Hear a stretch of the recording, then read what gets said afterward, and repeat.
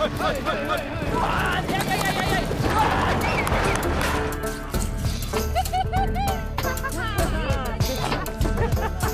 at me, I'm covered.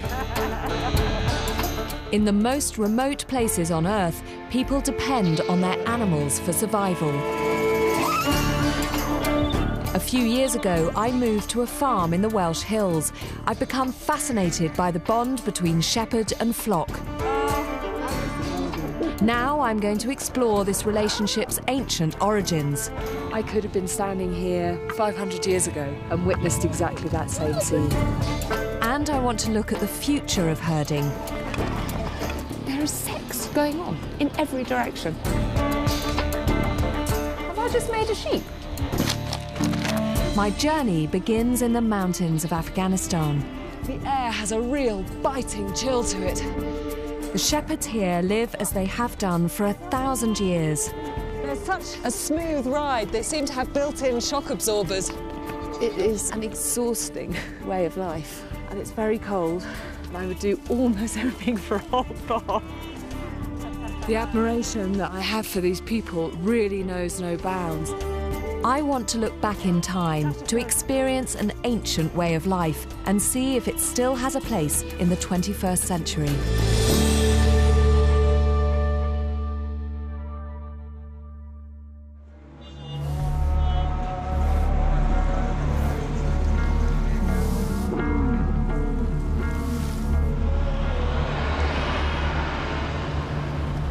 I'm in transit, heading to the airport and driving along one of the most dangerous roads in the world. 3 days ago, a suicide bomber killed 12 expat workers a couple of miles from here. Kabul is a city on the edge. This is the riskiest thing, probably, that we're doing on our whole 3-week trip. You're told all the kind of things to look out for and all the things not to do, but once you're here, you still feel slightly helpless, even though you've put everything in place to try and make sure that things are safe. Being here is really unnerving, but I have to pass through Kabul to get to some of the most traditional shepherds on Earth.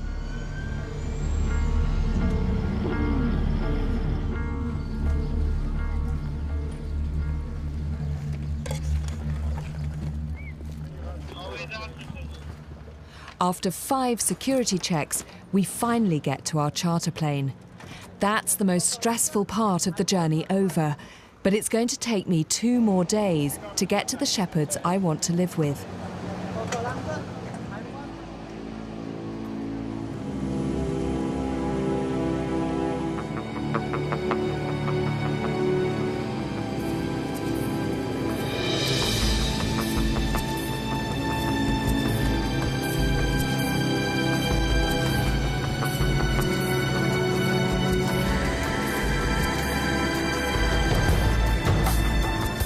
This rugged land is one of the last places in the world where you can find truly traditional shepherds, whose way of life goes back to ancient times. When you look across at all this incredible natural beauty, it's hard to think that when you say the word Afghanistan to almost anybody, all they think about is war and strife and terror. And yet, from here, it just looks like a place of indescribable mountainous beauty. We're flying across the western edge of the Himalayas, heading towards the Wakhan Corridor, home of the Wakhi shepherds.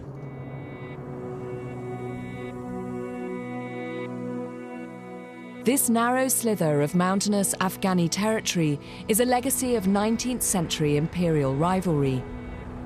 Britain and Russia declared that their empires must never meet, and so the Wakhan Corridor was created as a neutral buffer zone between what is now Tajikistan and Pakistan.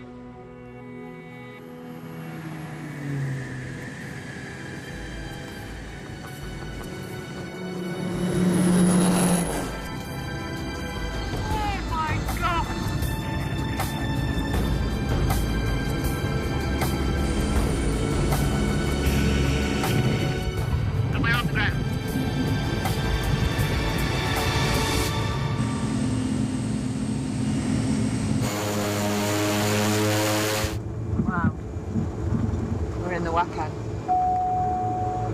And there's even a welcoming party.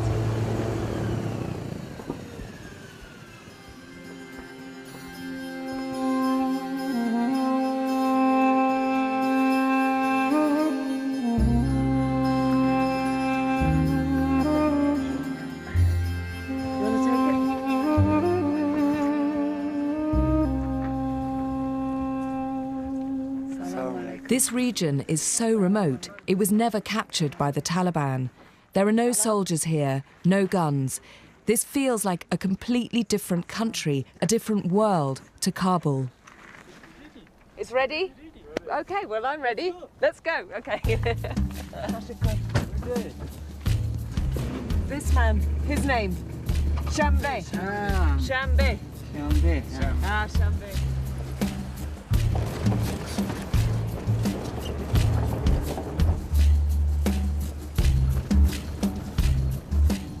We drive up the Wakhan Valley, passing donkeys and cows, but as yet there's no sign of any sheep or any shepherds. We're now 3,000 metres above sea level. It feels like the roof of the world. Down in the valley here is the sort of heartland of the Wakhan communities, but no sign of the sheep that basically allow these people to survive in a spectacular but nonetheless harsh environment. So where are those sheep? Well, in the summer, they're driven up, staggeringly over those mountains into what is called the Big Pamir, these huge valleys. And to go and find the Wakhan shepherds, I've got to go there too.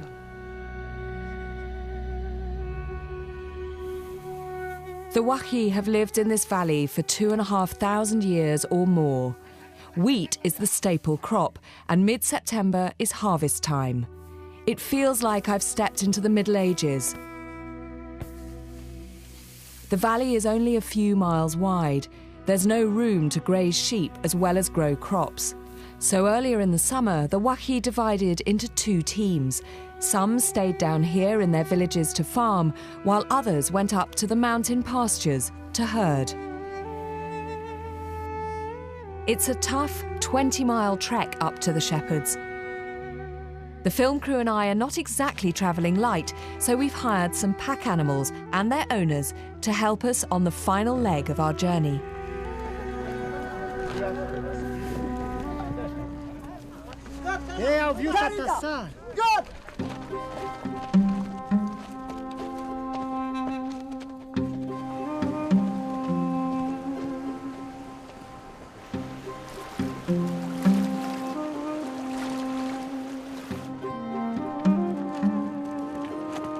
Yaks are the Wakhi's 4x4s.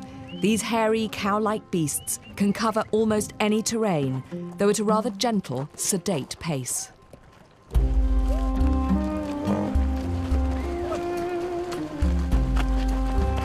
It's this route that many of the Wakhan shepherds will take at the beginning of every summer to bring their flocks up to the good grazing lands. These mountain paths were once used by merchants following the Silk Road from Europe to China. Marco Polo passed close by. He described how wild animal horns marked the route, and it doesn't look like much has changed since he was here almost 800 years ago.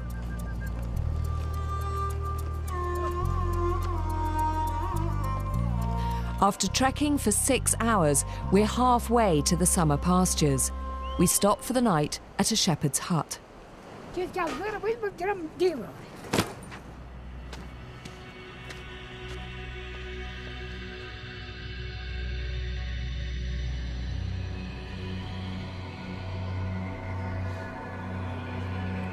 I wake up to a light dusting of snow. My first night under canvas was very cold, and the thin mountain air is having a strange effect on my body. I'm doing this because we're at 4,000 metres and I always swell up at altitude. It's nice, isn't it? But there's no time to worry about a puffy face.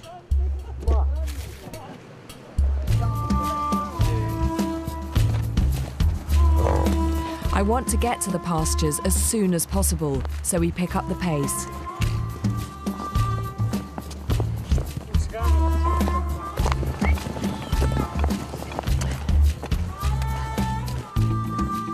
We stop to rest the animals, and I show the men some pictures from my farm. These are Welsh sheep, not Wakhan sheep, they're Welsh sheep. With all the troubles in the rest of Afghanistan, I want to know what life is like for the Wakhi. Is it very hard up in the mountains?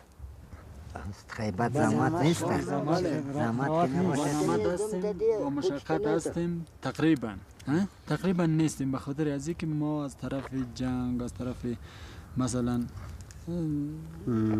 چیزی از تمام حساب از مثلا دورالتون آدم کشی از این گپا ما دستبردار هستیم یک خنکی سرمای زمستان یک بود است برادر هیچ نون ندیدن. The Wakhi may be far from the horrors of war, but living here is by no means easy. At 4,600 metres, we get our first spectacular view of the mountain pastures, known as the Big Pamir. Well, this is what we've climbed to see, this giant U-shaped valley, a flat expanse of rich grazing land, and every bit of it will be used by the Wakhan shepherds. There may be plenty of space for animals, but it looks more like a moonscape than lush pasture. We drop down into the Big Pamir. Ahead of us, at last, is Malungdung, one of the Wakhi's summer camps. I want to find out what it's like to herd in a world that is very different from mine, and this is a far cry from the Welsh hills. The Wakhan have an association, and we have one of the members travelling with us, and he's gone ahead on a horse to let the village know that we're arriving and hopefully to give us permission to enter the village. As you can see, there are definitely sheep here, so that's a good thing. However, what's not so good is what's coming along the valley behind us, which looks like the beginnings of a snowstorm. So I think we have to hope that they will let us stay at least for one night.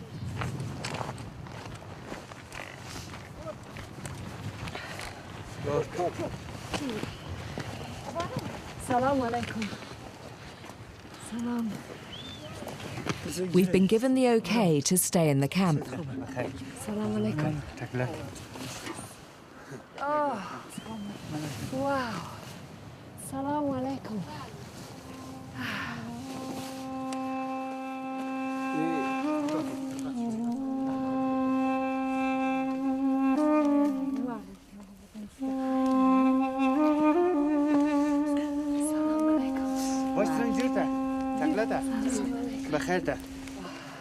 So this is your son? Yeah? And this? And your son? And this? This is your husband?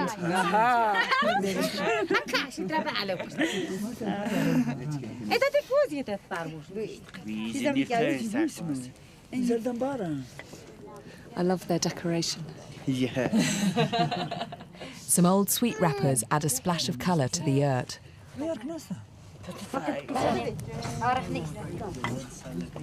Choi, local tea, is prepared. So this is salt? This is milk. Yeah. This is tea. Yeah. Salty tea may not sound very appetising, but I'm desperate for a cuppa. Oh, so good. What is the word for good? What is it? Hot for good. Delicious. Hob. Hob. Hob. Hob. Hob. Okay. Flat bread baked in the fire is handed out. That's very nice bread. Very nice bread. Visitors, however unexpected, are always made to feel welcome.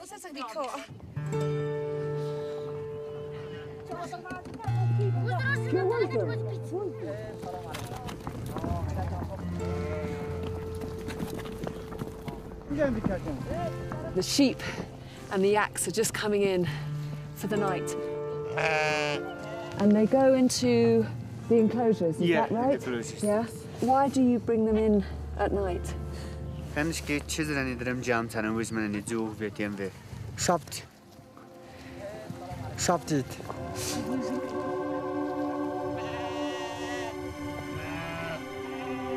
There's a price to pay for bringing animals up to this mountain wilderness. Predators.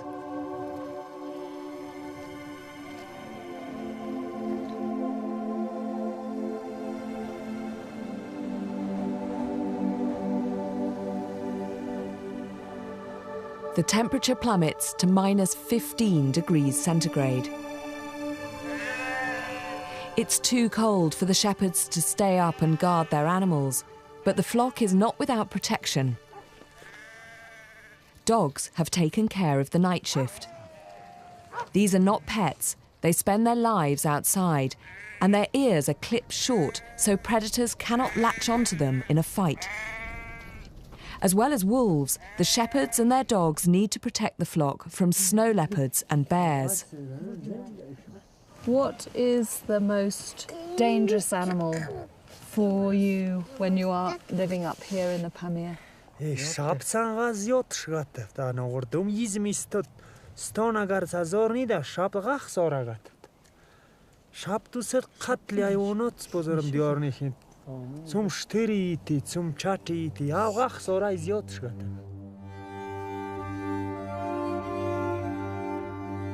Last year, wolves killed 8 animals here in Malungdun. The Wakhi's herds are key to their survival, and this kind of loss can seriously affect a family's chance of making it through the winter.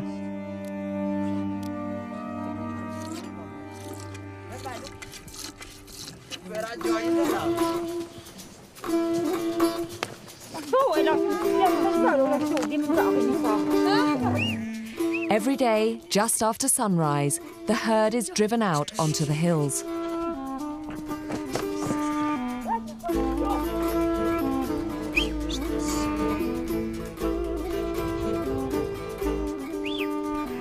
So I'm going out today with one of the men of the village, Panchambe. His name means Thursday. Only a few of these animals actually belong to Panchambe. The men take it in turns to go out shepherding, so today he's in charge of the whole flock, all 200 of them.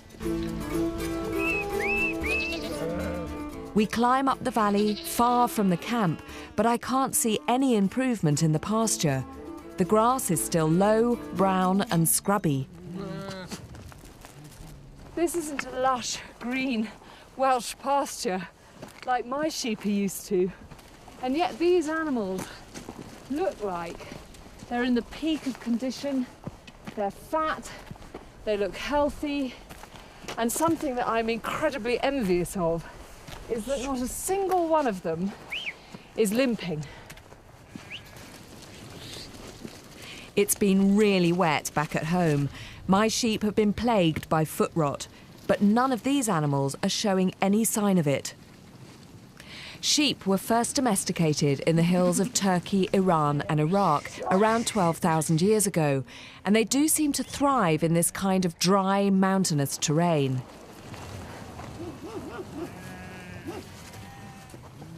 Come on, you lot at the back. But summer is nearly over. There's a long, lean winter ahead. These sheep have adapted to a life of feast and famine by storing reserves in their fatty hindquarters. There you go. Still can't quite get over this. Something vaguely obscene about those bottoms. After a morning grazing on the slopes, the animals are brought back to the camp to be milked.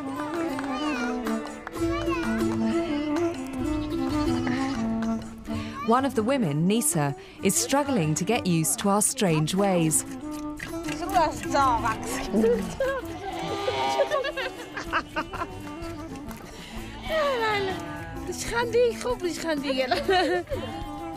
Young animals are kept apart from their mothers during the day to stop them drinking all the milk, but they're briefly reunited now.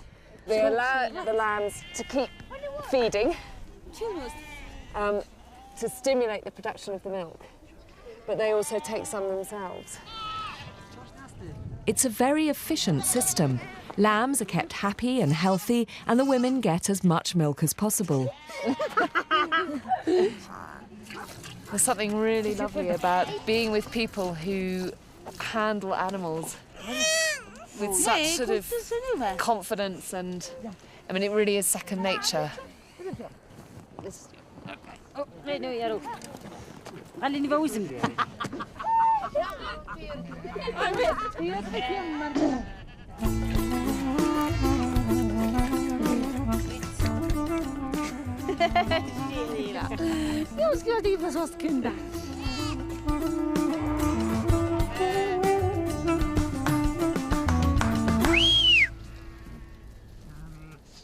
The animals are driven back out onto the slopes. They'll spend the rest of the day grazing before they're brought home for the night.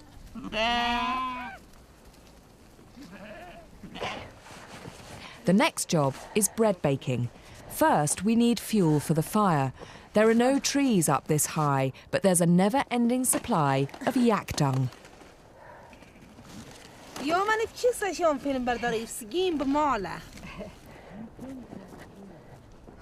The herders come back to this camp every year, so there are stone huts here as well as yurts. It's quite smoky in here, isn't it? The dung, it makes a lot of smoke in your eyes. So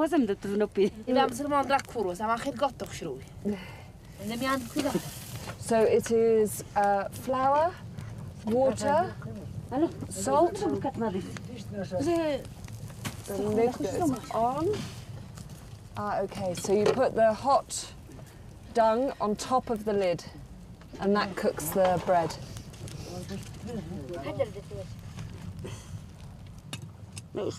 Bread with tea is the Wakhi staple. It's the only thing many people eat for breakfast, lunch and dinner, day after day, week after week.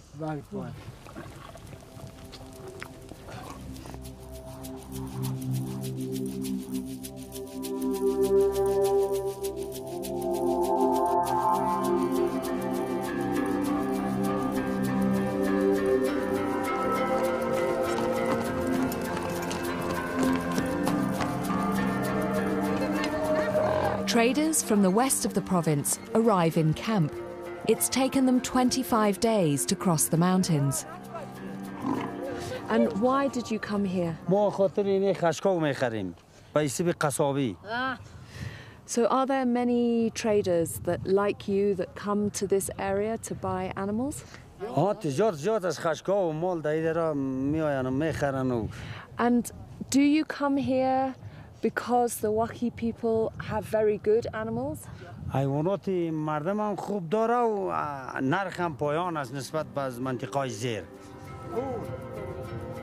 These men may get a good deal up here, but this is the only way the Wakhi have of earning any money. Nisa has a few yaks, and she's sold one to the trader. So are you happy today because you sold a yak? She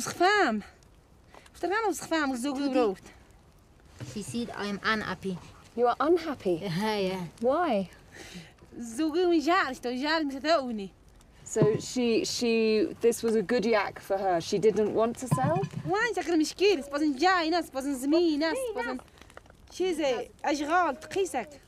Yes.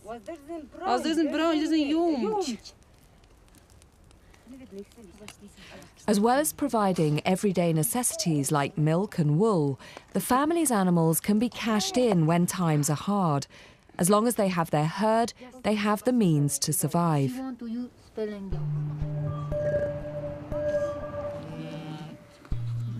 The shepherds are highly mobile, migrating as the cold weather starts to set in. The Wakhi call these journeys the Kutch, and I've come here at the end of summer hoping to take part in one.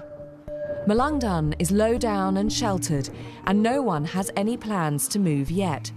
But we've heard there is another camp where the people are getting ready to make a kutch. So we pack our bags and say our goodbyes.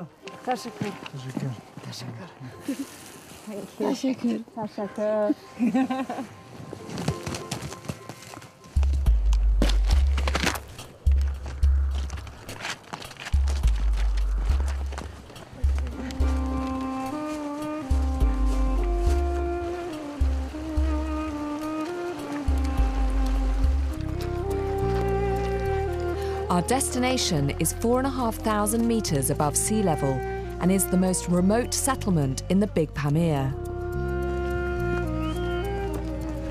We're getting our first glimpse of the village now.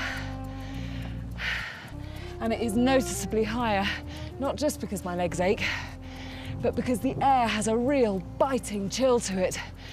The sun may be bright, but the wind is coming straight off those snowy peaks.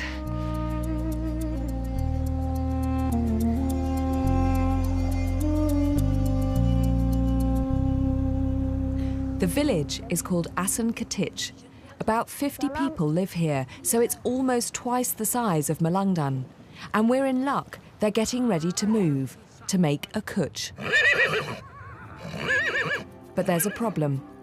Yesterday, we sent someone ahead to ask if we could film here, and we were given the okay. But now, some of the men seem less keen.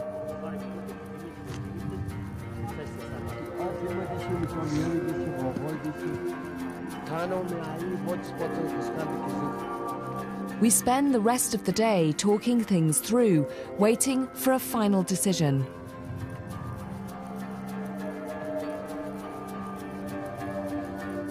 In a way, I totally understand the men's reluctance. How would we react if strangers turned up at our homes and asked to film us? But we were given such a warm welcome back in Malangdan, it seems strange that things could be so different up here. It may be that this is just a very remote community. Even their village in the valley is very remote. They won't have seen a lot of foreigners. And so we think that, you know, quite understandably, when we all turn up, they just think, what are you doing here? And what we hope is that maybe tomorrow they might feel more comfortable about us filming.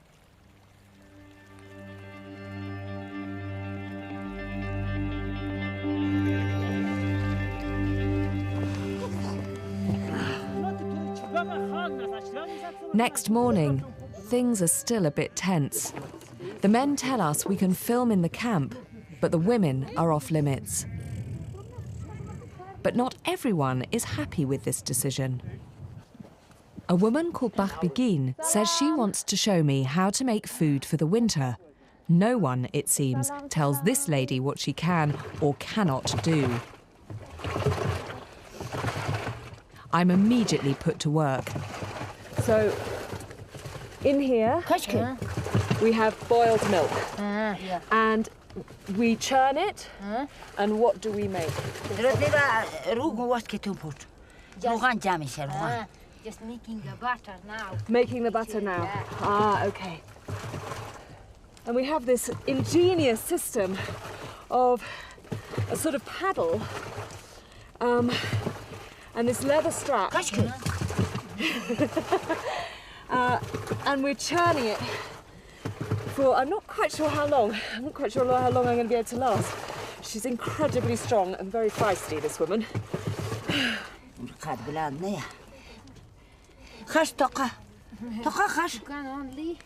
You want me to do it now, just by myself? I'm not sure it's going to work. Okay, hold on, let me see. Like that, like that. Very hard. I'm exhausted. It seems that the summer is the time when all the dairy produce that they make, it's all made up here in the mountains and then stored and taken down to the village for the winter. After many hours of churning, the fat of the milk separates out. Ah, so this is the butter? Yeah. Comes from here? Yeah. Aha. The remaining buttermilk is boiled again for a few hours and allowed to cool. The water is then squeezed out, leaving a moist, yogurt-like paste called krut. Can I try? Buff. Very good. Very good yogurt. So it is a complete dairy yogurt, butter. Nothing is wasted. Stale bread goes into the leftover residue and is given to the dogs. Which one? Oh. All the dogs are going to get well fed tonight.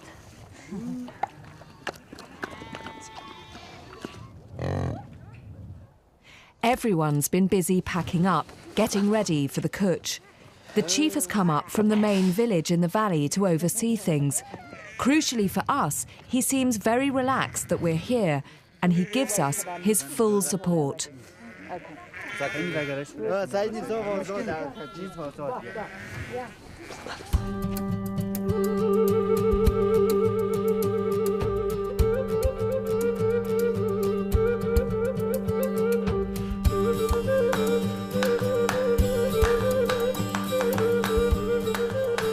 We're given the OK just as the herd is driven back for milking. And as if by magic, the women appear.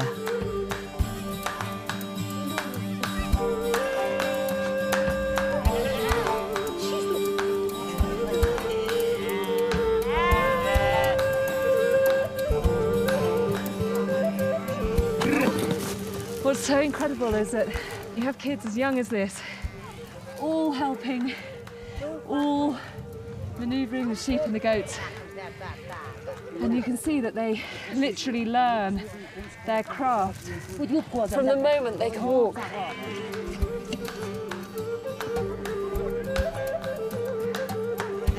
But the young workers do get the odd break. Little girls have no dolls to dress, so they make do with goats instead.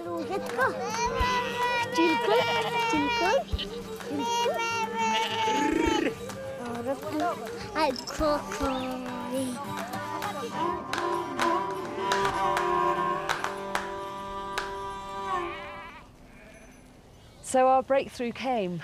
I'm so delighted that we're able to film here, and the day after tomorrow the whole village is going to move, and we'll get a sense of the true scale of the kutch when everybody and all their livestock move down into the valley.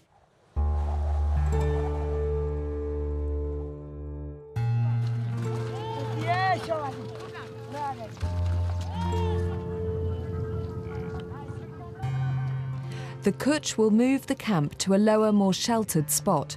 But there's still lots of work to do before we leave. The women take to the roof for the next stage of winter food production.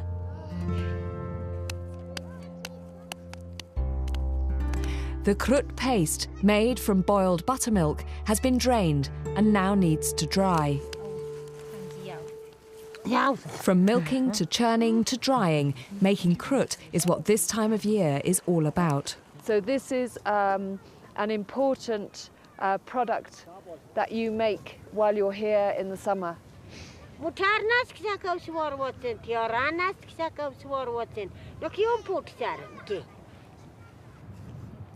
krut is dried and bagged up.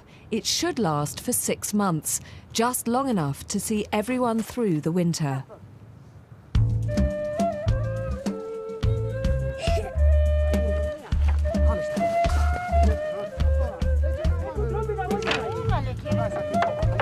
I don't want it to fall on your head. The migration is going to be in 2 waves. An advance party will leave today. Everyone else, including Begin and myself, will follow on tomorrow. There's a lot of work to be done. The pressure is on. Faster, okay. Their livestock provide the Wakhi with almost everything they need. Wool is compressed into felt panels, yak hair is twisted into ropes, and the animals themselves are removal vans.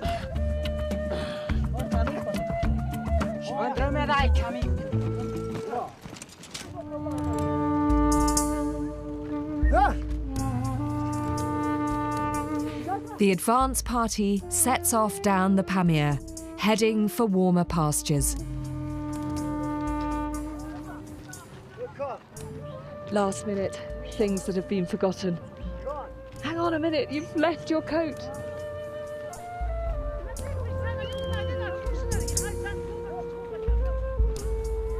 I could have been standing here 500 years ago and witnessed exactly that same scene.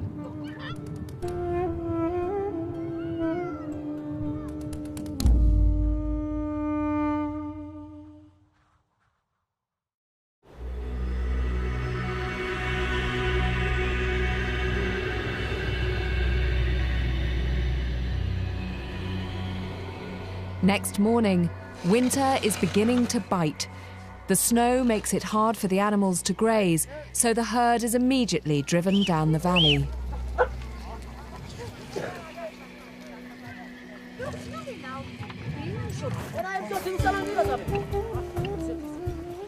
There's lots to be done, and I try to make myself useful.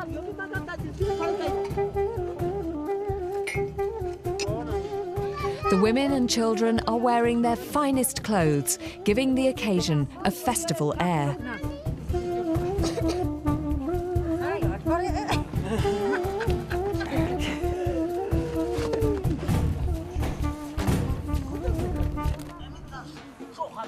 Are you pleased to be moving? Rachish sakrochen yema tema khva yem babafcha ya babafcha ya was garib yim sart dawja hagar garbi miknat ali tarut bisud mishin nay sarni mikina me khitbi nay qashla Yeah. salul bishi asardi big sar modar mikin gushim dar oh gush Really? Not feeling so good today? Finally, the most important cargo of all, a summer's worth of krut and butter. This is a precious load. That represents hours and hours and hours of really physical labour.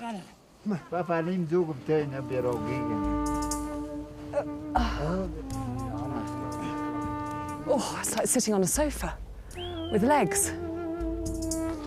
The yurts are down, the yaks are loaded, and our kutch begins.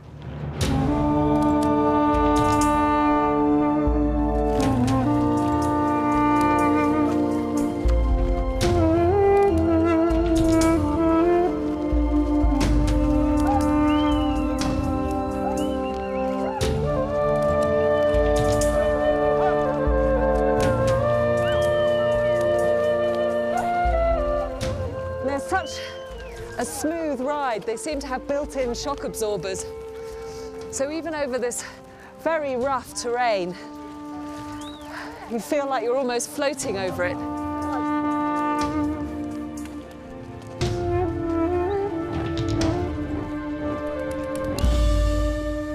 So we get off here, yeah? Okay. Thank you, Yak. So we stay here, okay.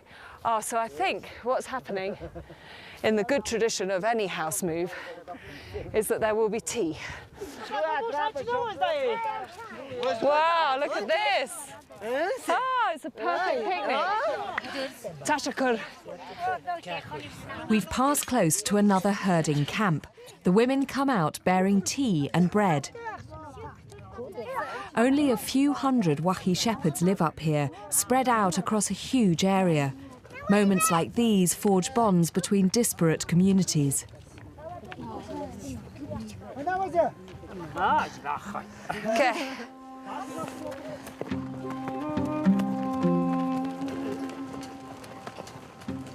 This feels like such an ancient tradition that has been held on to, not for any romantic reasons, simply reasons that are practical. This is how these people live.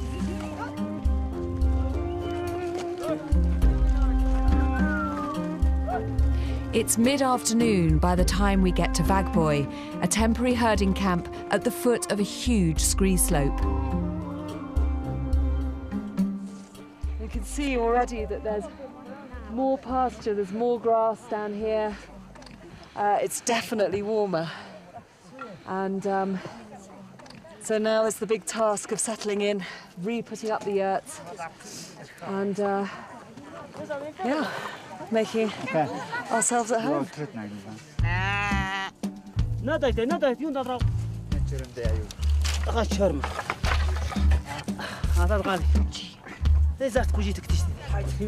It's much harder putting a yurt up than taking it down. They are giant 3D jigsaw puzzles. Get the wrong pole in the wrong place and you have to start again from scratch.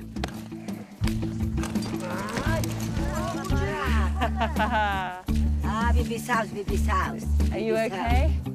I help Bachbegin move into the hut that will be her home for the next few weeks.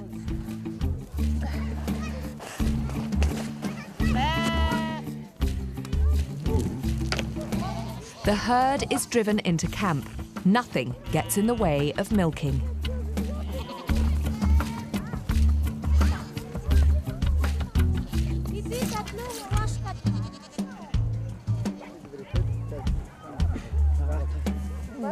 A few hours later, all the yurts are up and the smell of burning yak dung fills the air. So what are you cooking, Begin?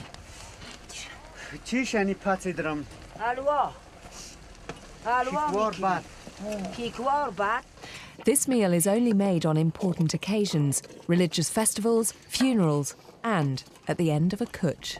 What have you put in here? Special oil, Yeah, flour, little bit salt. little bit salt. Yes. Very warm. Yes.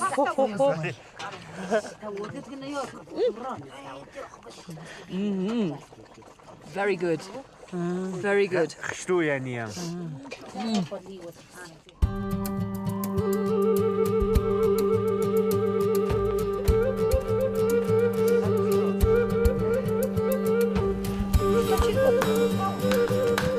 Life quickly returns to its normal routine.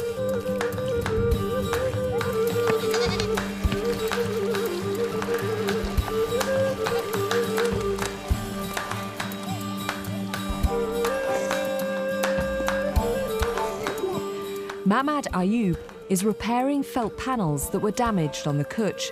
This way of life feels timeless, but how long will it last? Do you think that your sons, children, will want to come to the Pamir to be shepherds? Хай чора сакарнас не? Ине сакагарнев шпыник не выдран.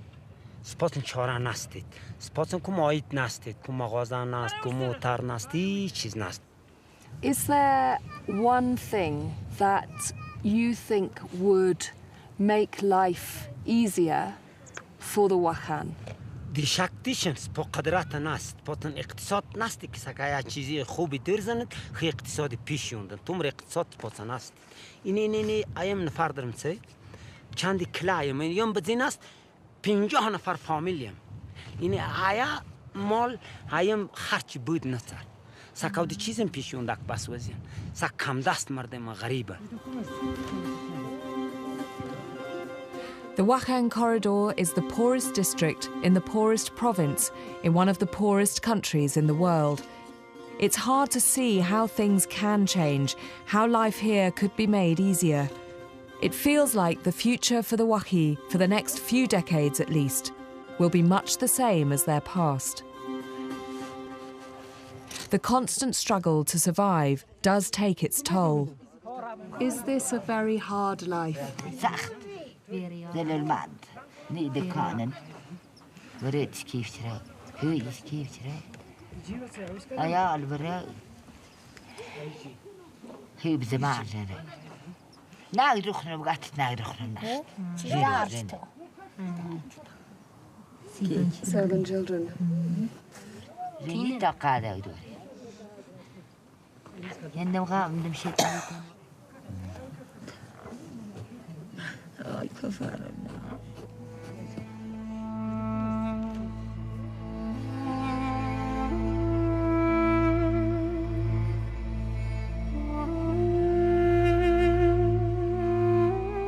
As many as 1 in 5 Wakhi children die before they reach their first birthday.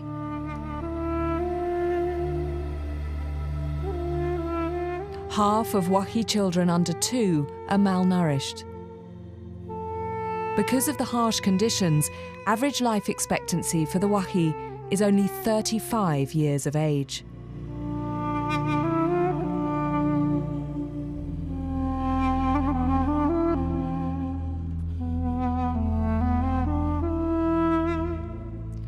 Begin's life story is heartrending, so I'm touched when she says she now thinks of me as her honorary daughter. I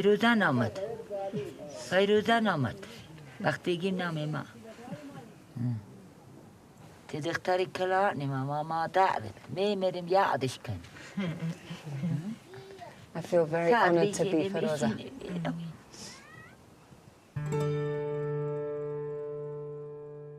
Begin has no children up here to look after her, and she has few animals of her own. But she's been lent some sheep and goats by wealthier herders. She can milk them and breed from them before eventually returning the animals to their rightful owners.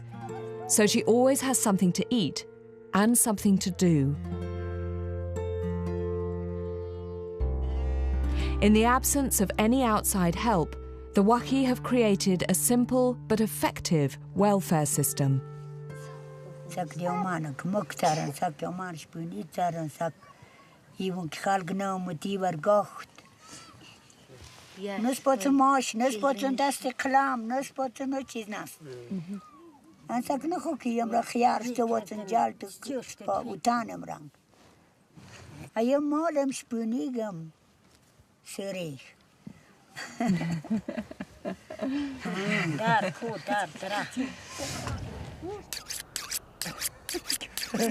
It's my last day in the Pamir. We've brought a sheep and are throwing a farewell feast. The chief blesses the knife and the sheep's throat is cut.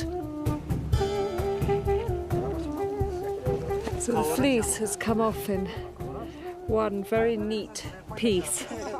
I'm envious of their butchery skills.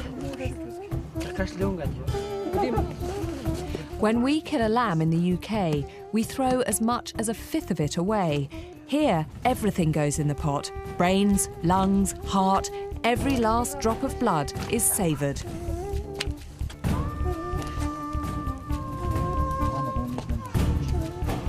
Tashakkur.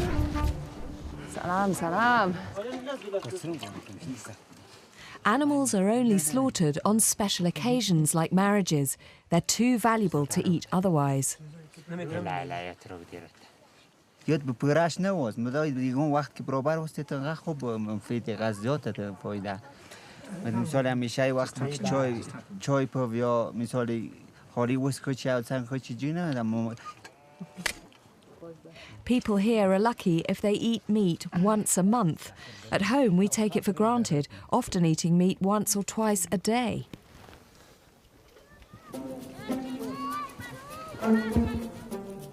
It's time to leave the big Pamir. It's been a real privilege to have experienced, for a short while, how the Wakhi shepherds live. فیروزه تشکر بخیر و سال آینده وقت بگیم فیروزه دیدنیم فیروزه وقت بگیم ما فیروزه وقت بگیم تشکر تشکر تشکر تشکر تشکر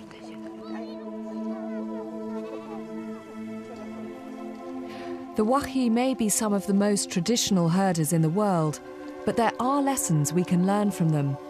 As more and more sheep are raised worldwide using new technology and modern methods, I hope we don't forget all of the old ways about how to value our animals and use them efficiently and respectfully. And there's something very heartening, I think, that in a country that is racked by war and religious strife and poverty, in a world that is upside down and sometimes kind of too miserable to contemplate, there are these people in these mountains surviving, actually with dignity and with honour, with no guns, with no strife, with no battles, just the battles with the elements and the battles of keeping their animals alive. There is nothing romantic about this way of life, but it is inspiring to discover that the ancient connection between shepherd and flock still exists, allowing both to survive in such a harsh, unforgiving land. Thank you for letting us stay in your village.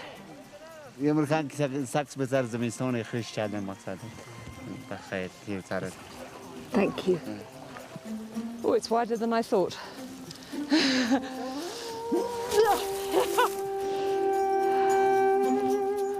My journey to remote herding communities doesn't end here. Next time, I travel to the high Andes, where I get to grips with alpacas. Aki. Oh, there we go. There you go. Peru is at a crossroads between old and new ways of herding. Can ancient tradition compete against science and technology? What I'm going for is really what I go for when I pick a racehorse in a race, which is a pretty face and a nice bum.